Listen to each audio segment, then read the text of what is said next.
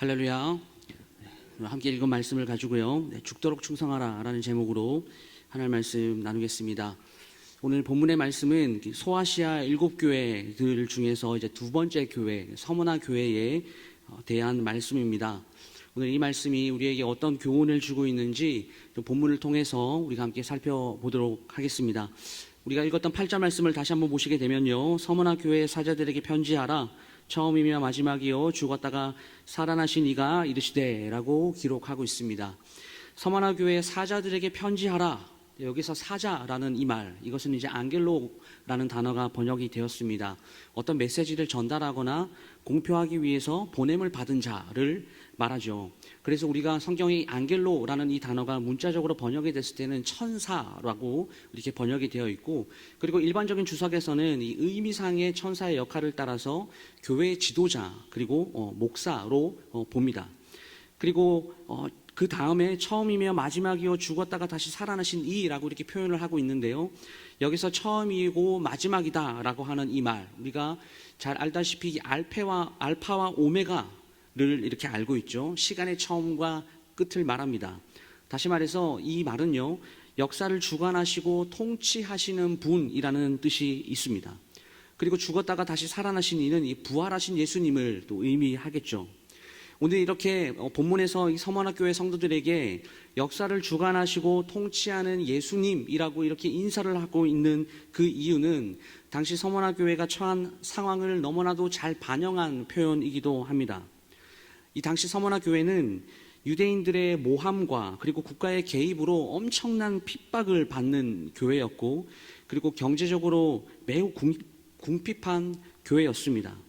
그렇기 때문에 오늘 이러한 표현들은 이 성도들의 어떤 어려운 상황 속에서 믿음을 지킬 수 있는 근거를 오늘 제공하고 있습니다.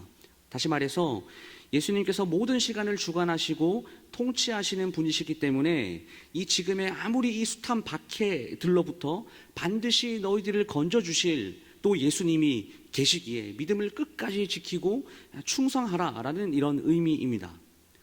다음으로 죽었다가 다시 살아나신 이것으로 소개하는 또 이유가 있습니다. 이 모두가 이 박해 가운데서 반드시 붙잡아야 될 것, 그것이 무엇이냐면 바로 부활신앙이다라는 것을 알려주고 있습니다. 여러분, 이뿐만이 아니죠. 지금도 마찬가지입니다. 현재 신앙생활을 하고 있는 우리의 진짜 진정한 소망은 이 땅에 썩어질 것을 붙잡는 것이 아니라 오늘 이 말씀처럼 부활하신 예수님처럼 우리도 죽어 다시 부활해서 하나님과 천국에서 영원히 살게 될 것이다. 이것이 바로 우리의 소망이고, 이 사실을 굳게 믿고 반드시 우리가 품고 나가야 될 소망이다 하는 것을 또한 우리에게 알려주고 있습니다. 또한 9절 말씀을 보시게 되면 내가 내 환난과 궁핍을 알거니와 실상은 내가 부요한 자니라. 자칭 유대인이라 하는 자들의 비방도 알거니와 실상은 유대인이 아니요 사탄의 회당이라. 이렇게 기록하고 있습니다. 이 9절 말씀은 당시의 서머나 교회가 어떤 상황에 놓여 있었는지 너무나 단적으로 표현해주는 그런 구절이라고 할 수가 있습니다. 1세기 네로의 박해 이후에 로마에는 이 다른 종교들이 허용이 되지 않았습니다. 오직 이 가이사랴 황제만 섬길 뿐이죠. 당시 유대인들은요, 하나님도 섬기면서 이 로마의 황제도 섬기는 것을 거부하지 않았습니다. 하지만 이 그리스도인들은요, 로마 황제를 신처럼 숭배할 수 없었습니다. 유대인들에게는 이런 그리스도인들이 눈의 가시와도 같았습니다. 그 이유가 무엇일까요? 유대인들은 육체의 증표와 행위로 구원을 받는다라고 이야기를 했지만, 그리스도인들은 예수님을 믿는 믿음만 있으면 된다라고 이렇게 말을 하고, 유대인들은 예수를 단순하게 하나님의 저주를 받아서 십자가에 달린 자 이렇게 인식을 했는데, 그리스도인들은 예수님을 하나님의 아들, 이 메시아로 믿고 숭배했기 때문입니다. 이런 이유로 유대인들은 로마의 왕에게 그 그리스도인들을 고발하였던 것이죠. 당시에는 로마의 황제를 주님으로 받아들이지 않으면 이 국가가 제공하는 어떤 공적인 혜택을 전혀 받을 수가 없었습니다. 그뿐만 아니라 가지고 있는 재산조차도 국가에 강탈되거나 압수를 당하는 그런 시대였습니다. 그렇기 때문에 그리스도인들은 이 생계비조차 벌기 참 어려운 상황에 놓여져 있었습니다. 그래서 오늘 말씀처럼 그리스도인들은 너무나 궁핍했고 너무나 가난했습니다. 그럼에도 그리스도인들은 이 신앙의 절개를 지키기 위해서 황제를 숭배하지 않았다라는 것이죠. 그래서 로마가 그리스도인들은 애국심이 없다, 너희들은 충성심이 없다, 이렇게 박해를 하면서 잡아다가 고문을 하는 그런 일을 벌였는데요. 죽음 가운데서도 그리스도인들은 이 현상에 대해서, 이 사건들에 대해서 타협하지 않았다라는 겁니다. 여러분, 오늘 본문의 이 환난과 궁핍이라는 이 말은 바로 이런 배경에서 나온 말입니다. 그런데 오늘 성경은 그렇게 눈으로 보이는 이 환난과 궁핍에 집중을 하지 않고 실상은 네가 부유한 자다, 이것에 집중하고 있습니다. 지금 이렇게 말하는 이유가 무엇일까요? 이 말은 경제적으로는 비록 너희들이 궁핍하고 너무나 가난하지만 그리스도인으로서 신앙을 지키고 진리를 위해서라면 지금 이 사람들이 목숨을 내어놓잖아요. 그래서 당시 서문학교의 성도들은 육신적으로는 가난할지 모르지만 영적으로는 누구보다 부유한 사람이었다라는 이 말입니다. 우리가 성경을 보게 되면요, 이 경제적으로는 가난하지만 이 믿음에 있어서만큼은 부유한 사람들이 복되다라는 말이 자주 나오는 것을 볼 수가 있습니다. 대표적으로 고린도후서 6장 10절 말씀을 보시면 근심하는 자 같으나 항상 기뻐하고 가난한 자 같으나 많은 사람을 부유하게 하고 아무것도 없는 자 같으나 모든 것을 가진 자로다, 이렇게 말을 하고 있고, 그리고 야고보서 2장 5절 말씀에는 내 사랑하는 형제들아 들을지어다 하나님이 세상에서 가난한 자를 택하사 믿음에 부유하게 하시고 또 자기를 사랑하는 자들에게 약속하신 나라를 상속으로 받게 하지 아니하셨느냐. 골로새서 3장 1절에서 2절에는 이러한 사람들을 땅의 것을 찾는 사람이 아니라 위의 것을 찾는 사람이다 라고 이렇게 표현을 하고 있습니다. 사랑하는 성도 여러분, 이처럼 우리의 믿음의 선배님들은요 다 위의 것을 찾는 그리스도인들이었습니다. 그들은 이 땅에 소망을 두지 않고 하늘에 소망을 두었고, 그리고 부활신앙에 소망을 두며 살았습니다. 그래서 지금 현재 당하고 있는 모든 환난과 이 핍박을 정말 어려운 상황이었지만 이것 때문에 견뎌낼 수 있었던 겁니다. 이렇게 초대교회 성도들의 이 신앙의 순수함과 이렇게 절개를 지키기 위해 목숨을 내어놓는 것 같이 이것을 아깝게 여기지 않았다는 것, 이것은 오늘날 우리도 동일하게 신앙생활을 하고 있는 우리에게 너무나 큰 도전을 줍니다.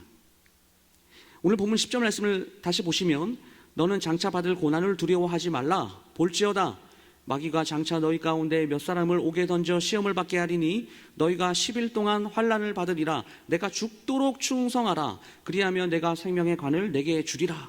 너무나 유명한 말씀이죠. 장차 받을 고난을 두려워하지 말라. 그래서 숱한 핍박과 이 박해에 놓여있는 이 서문학교의 성도들을 향해서 앞으로 일어날 모든 고난을 두려워하지 말아라, 이렇게 권면을 하고 있는 것입니다. 그렇다면 왜 두려워하지 말아야 합니까? 그 이유는 이 환난과 핍박이 마귀의 시험이기 때문입니다. 여러분, 성도는 하나님을 믿는 사람이죠. 예수 그리스도의 십자가의 그 죽음과 부활을 믿는 사람들입니다. 그렇기 때문에 우리 눈에 보이는 어떤 현상에 현혹되어서는 안 되는 것입니다. 그것이 비록 우리를 힘들게 하는 고난이라고 할지라도 우리는 그 고난 뒤에 주어지는 축복을 바라보며 이 마귀의 시험을 거뜬히 이겨내야 하는 것이죠. 그런데 중요한 것은 바로 이것입니다. 우리의 힘으로는 이 시험을 이길 수 없다라는 거예요. 왜 그렇습니까? 우리는 너무나 무능력하기 때문입니다. 능력이 없기 때문에 어려움을 극복할 힘이 우리에게 없습니다. 우리에게 어려움이 찾아오면 내 능력으로 해결할 수 없는 문제를 맞이하게 되면 우리는 어떤 신앙의 태도를 보입니까? 많은 경우에서는 포기해버리죠. 이것이 죄인, 유한한 인간의 본 모습입니다. 하지만 그리스도인들은 어떤 믿음이 있습니까? 우리와 함께 계시는 이 보혜사 성령님이 우리와 함께 계시기에, 능력이 무한하신 하나님이 우리와 함께 계시기에 우리는 우리가 가진 그 한 줌의 힘과 능력을 믿고 의지하는 것이 아니라 이 무한한 힘을 가지신 그 성령을 의지하여 하나님께 나아가야 하고, 그 성령을 의지하면서 예배해야 하고 기도의 자리로 나아가야 한다는 것이죠. 여러분, 특별히 기도는요, 이런 하나님의 능력을 정말 우리의 눈으로 체험하는 자리입니다. 우리가 기도하지 않는 이유는 아직도 내가 무엇인가를 할 수 있다라고 하는 이 교만과 자만이 나에게 남아있기 때문입니다. 그렇기 때문에 여러분, 우리는 힘을 빼야 됩니다. 내가 할 수 있다라고 하는 이런 교만을 내려놓아야 그 기도의 자리로 우리가 나아갈 수 있다라는 것이죠. 하나님이 하시기 때문에. 그리고 내가 죽도록 충성하라, 그리하면 생명의 관을 내게 주리라 라고 말씀하십니다. 오늘 이 말씀을 먼저 이 문맥의 배경 가운데서 한번 생각을 한번 해보겠습니다. 지금 서문학교의 성도들이 엄청난 핍박과 고난 속에서 신앙생활을 하고 있습니다. 더군다나 이 로마 황제를 숭배하는 것을 거부함으로써 거기서부터 오는 이 강제적인 재산 강탈, 압수, 그리고 그리스도인들을 막 잡아가 이 고문을 가하고 어떤 경우에서는 이 순교까지 당하고 있는 이런 상황, 이런 배경. 그렇다면 적어도 오늘 말씀이 선포가 될 때 뭔가 성도들을 좀 위로하고 격려해주는 이런 말을 해주면 더 힘이 날 거 아니겠습니까? 그런데 오늘 본문은 뭐라고 얘기하고 있어요? 죽을 때까지 충성하라라고 이렇게 말을 하고 있습니다. 어쩌면 좀 너무하다라는 싶은 생각이 듭니다.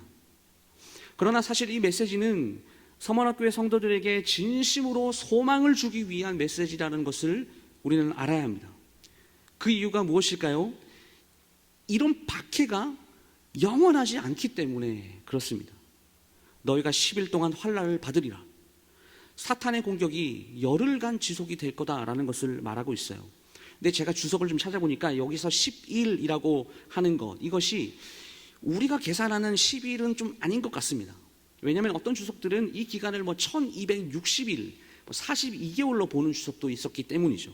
근데 중요한 것은 이게 10일이냐 아니냐, 이 기간이 얼마냐, 이게 중요한 게 아니라 이 박해가 일시적이다라는 겁니다. 하나님이 정한 때가 있다라는 이야기죠. 성도가 당하는 시련은요, 영원하지 않고 제한적이며 잠깐이다라고 하는 것을 이 10일이라는 표현에 담고 있다라는 것을 우리가 기억을 해야 합니다. 그렇다면 어떻습니까, 여러분?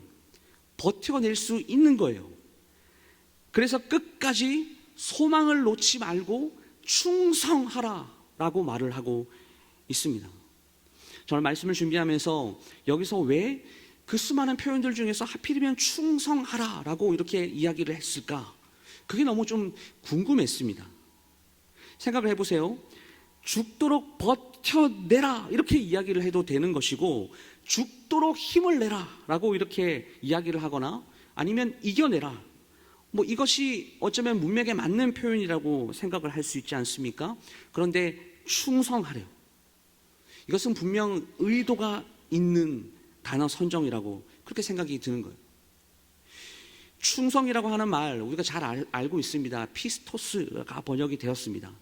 이게 무슨 말이냐면요, 믿을 만한, 진실한, 신실한 이런 뜻입니다.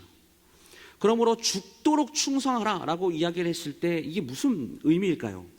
끝까지 포기하지 말고 신실한 자로 굳게 서라.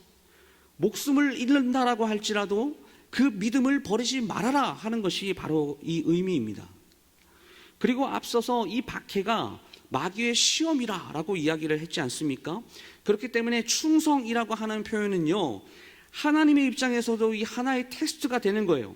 이런 박해 속에서도 믿음을 버리냐 아니면 끝까지 믿음을 붙드느냐. 그렇기 때문에 충성이라고 이렇게 사용을 한 것이 너무나 적절한 표현이라고 이렇게 생각이 드는 거예요. 이렇게 마귀의 시험에 넘어가지 않고 끝까지 하나님을 붙들고 충성한 사람들에게는 생명의 관을 준다라고 말을 합니다. 이 뭔가 보상이라는 것이 주어진다라는 거예요. 그런데 우리가 일반적으로 보상이라고 하니까 딱 떠오르는 게 있죠. 마치 눈에 보이는 어떤 좋은 것, 돈, 이런 생각이 드실 겁니다. 이게 이런 생각이 만약에 드신다면 이 어쩌면 우리의 타락한 본성을 가지고 있어서 그렇게 생각을 할 수 있는 거예요. 그런데 여기서 보상이라는 것은 사실 그런 차원에서의 보상이 아닙니다. 이 생명의 관은요, 11절 말씀에 둘째 사망의 해를 받지 아니하리라, 이것과 연결이 되어서 이 생명의 관은 영생을 의미합니다. 다시 말해서 충성한 자들이 비록 순교를 당해서 육신은 죽을지라도 하나님과 영원히 단절되는 그 영의 죽음은 당하지 않을 것이다 라는 그런 의미예요.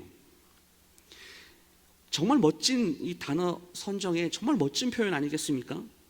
서머나교회 성도들아, 너희들이 비록 예수 때문에 육신의 죽음을 맞이한다라고 할지라도 하나님과의 교제는 절대 단절되지 않을 거야. 그러니 목숨을 잃는다라고 할지라도 믿음을 포기하지 말고 믿음을 버리지 말아라. 하나님께서 생명의 관을 예비해 두셨으니 끝까지 하나님께 충성해라. 사랑하는 성도 여러분, 이 서머나교회 성도들이요, 목숨을 버려가면서까지 이렇게 끝까지 충성할 수 있었던 이유는 단순히 하나님을 믿어서가 아닙니다. 이 하나님의 존재에 대한 이해가 있었기 때문이에요. 어떠한 이해냐면요, 하나님은 세상의 권력자들과 비교가 되지 않는 대상이다라는 것을 깨닫고, 그래서 나의 목숨보다 하나님을 더 귀하게 여기고, 나의 육신이 죽음을 맞이한다라고 할지라도 하나님은 반드시 나를 살리셔서 하나님과 영원히 교제하는 그 천국으로 나를 데리고 가실 것이다. 이 부활에 대한 믿음이 있었기 때문입니다. 말씀을 마무리하겠습니다. 이 서머나 교회 하면요, 누구나 한 번 이상은 좀 들어봤을 법한 아주 유명한 예화가 있습니다. 여러분들은 이 폴리갑 주교를 아십니까? 여러분, 이분이요, 주후 156년에 서머나 교회의 감독, 즉 서머나 교회 담임 목사님이셨어요.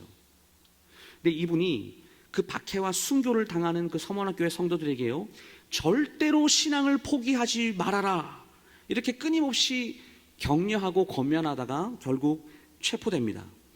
그 당시에 서머나교회 그 서머나 지역을 총괄하고 있었던 그 총독은요, 이미 86세가 된 이 폴리갑 주교에게 이렇게 말을 했습니다.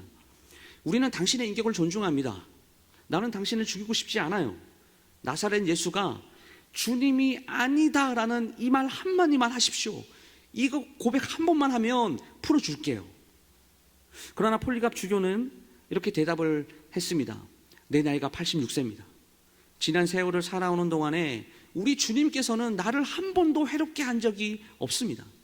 그런데 내가 어찌 이 나이에 나를 구원하신 주님을 부인할 수가 있겠습니까? 차라리 그냥 나를 죽여주십시오. 결국 폴리갑 주교는 산채로 화형을 당했습니다. 그 몸에 불길이 닿는 그 순간에서도 하늘을 향해서 이렇게 큰 소리로 외쳤습니다. 오, 사랑하는 나의 주님, 주님의 고난에 동참할 수 있는 이 은혜를 나에게 허락하여 주셔서 감사합니다. 당신을 찬양합니다. 소아시아 7교회가 존재했던 그 지역을 보게 되면요, 지금은 대부분 그 빈터만이 남아있다라고 합니다. 그러나 그 이슬람교의 중심지라고 하는 이 터키 한복판에 유일하게 지금도 남아있는 교회, 그 교회가 바로 서머나 교회입니다. 이 서머나 교회가 폴리갑 기념교회라고도 불립니다. 여러분, 이것이야말로 죽도록 충성한 자들에게 보여주시는 확실한 증거가 아니겠습니까? 서머나 교회가 바로 그 증거입니다. 왜 그럴까요? 하나님께 충성을 다한 자들에게는 세상의 것과는 비교할 수 없는 상급을 주시겠다라고 약속을 하셨기 때문입니다. 이 당시 서머나 교회 성도들은 경기에서 이긴 자들에게 이렇게 면류관을 씌워주는, 월계관을 씌워주는 이 광경을 보곤 하였다라고 합니다. 그리고 이제는 그것을 바탕으로 해서 이러한 신앙의 싸움에서 승리한 자들에게 주시는 그 생명의 면류관, 이 생명의 면류관을 바라보게 되었습니다. 사랑하는 성도 여러분, 세상 상급이 아니라 이 하나님이 주신 상급을 바라볼 때에 우리도 어떨까요? 우리도 죽도록 충성할 수 있는 것입니다. 여러분, 이제 우리는 이 충성을 다시 회복해서 정말 죽도록 충성해야 합니다. 앞서서 충성이라는 단어의 뜻을 말씀을 드렸죠. 그렇기 때문에 충성을 회복하는 것은요, 오늘 이 폴리갑 주교나 아니면 서머나교회 성도들처럼 우리도 순교합시다 이런 게 아니라, 우리 광야의 모든 성도들이 이 교회와 세상 가운데서 모든 성도들이 신실하고 성실하고 충실하고 믿을만하고 기뻐할 만한 사람이 되는 것을 의미합니다. 이것이 지금도 살아계신 우리 주님께서 오늘 우리를 향하여 간곡히 부탁하시는 말씀이다 라고 그렇게 생각합니다. 여러분, 충성은요, 이게 언제 진가가 나타나는지 아십니까? 우리 인생이 잘 풀 때가 아닙니다. 우리가 곤고하고 힘들고 어려움에 처해진 그 상황 가운데서 이 충성이 진가가 발휘합니다. 이것이 우리가 일상적으로 사용하는 단어는 아니죠. 사실 군대 용어예요. 그래서 이 충성, 군인들이 전쟁에서 패배해서 포로로 잡혀가게 되면요, 이 군사 정보를 빼내기 위해서 고급 인력들을 막 회유합니다. 그래서 자기 나라 군사를 만들려고 엄청난 고문을 가해요. 그때 절대 국가를 배신하지 않는 것, 이것이 충성이라고 할 수가 있겠죠. 충성을 하려고 하다 보면요, 목숨을 잃을 수도 있습니다. 하지만 국가에 충성하는 것이 군인의 최고의 덕목을 알기 때문에 국가를 진심으로 사랑하는 그 군인만이 이 충성의 죽음을 택할 수 있습니다. 여러분, 이게 충성이에요. 그렇다면 적어도 그리스도인이라고 한다면 이 정도의 좀 멋진 신앙생활은 우리에게 있어야 되지 않겠습니까? 어떤 순간에서도 나는 하나님께 충성한다, 힘들어도 신실하게 주님을 의지한다, 어떤 상황 가운데서도 나는 뚝심 있게 주님만 바라보며 나아간다, 내 스스로 해결할 수 없는 그 문제 가운데서 나는 충실하게 하나님께 엎드려 기도한다, 하나님 앞에서 나는 성실하게 예배한다. 사랑하는 성도 여러분, 우리는요, 이 충성을 가볍게 여기면 안 됩니다. 정말 무게감을 가지고 이 충성이라는 것을 대해야 합니다. 왜냐하면 우리는 본질상 충성할 수 없는 사람이기 때문이에요. 그러나 하나님의 은혜와 도우심으로, 이 구원의 은혜로 우리 모두가 충성할 수 있기를 간절히 소망합니다. 그래서 주님께서 우리를 보실 때에 우리가 신실하고 성실하고 충실하고 충성하고 믿을만하고 기뻐할 만한 사람들이 될 수 있기를, 그래서 정말 우리 주님께서 다시 오시는 그날에 이런 칭찬의 말을 들을 수 있는 우리 모든 성도들이 될 수 있기를 간절히 소망합니다. 마태복음 25장 21절 말씀에 착하고 충성된 종아, 내가 작은 일에 충성하였음에 내가 많은 것으로 내게 맡기리니 내 주인의 즐거움에 참여할지어다. 이제 우리 모두가 이렇게 죽도록 충성하여 그리스도인답게, 그리고 복음에 합당한 신앙생활로 주님께 영광을 올려드리는 살아가는 모든 광야나 성도님들이 될 수 있기를 주님의 이름으로 축복합니다. 기도하겠습니다.